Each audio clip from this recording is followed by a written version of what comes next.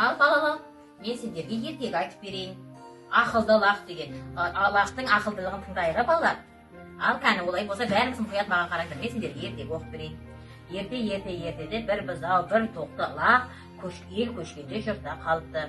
Үшеуі адам секілді бұлақтың бойынан үлкен қос тұрғызып алады. Бұларды естіп бір аю жеймін деп келеді.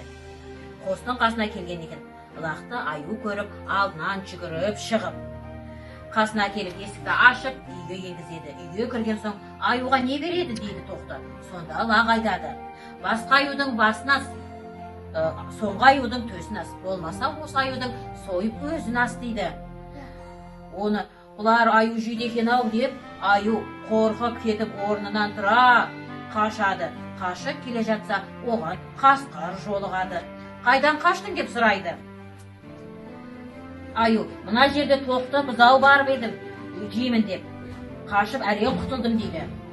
Ендеше екеуміз де баралық, бірігіп жейік дейді. Қасқыр.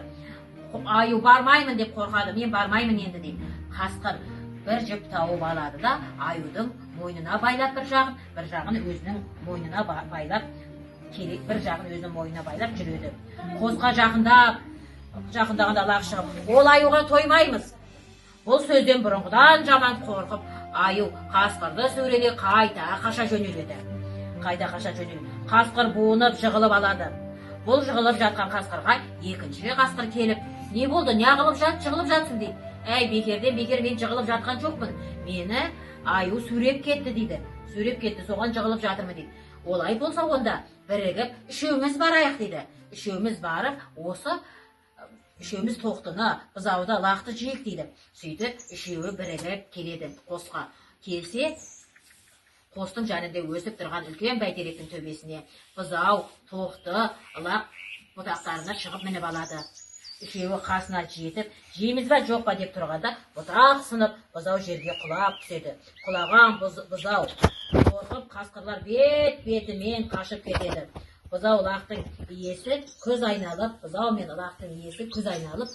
қонысқа қайтып ел жұрттарына көшіп келіп, бір лақтың ақылдылығынан үшеуі де аман қалды. Көрді ме балалар? Лақтың ақылдылығынан сөйтіп өздерінің үйлеріне қайтып қосылды. Лақ ақылдылығынан үшеуін де аман алып қалды. Көз айналды. Қайтып ел жұртқа көшіп келіп өз үйлеріне қосылды. Балалар, осындай ақылды болыңдар. Лақ кішкентай болса да өте ақылды. Не екені балалар, жануар екен, көрдіңдер ме? Жарайсыңдар балалар.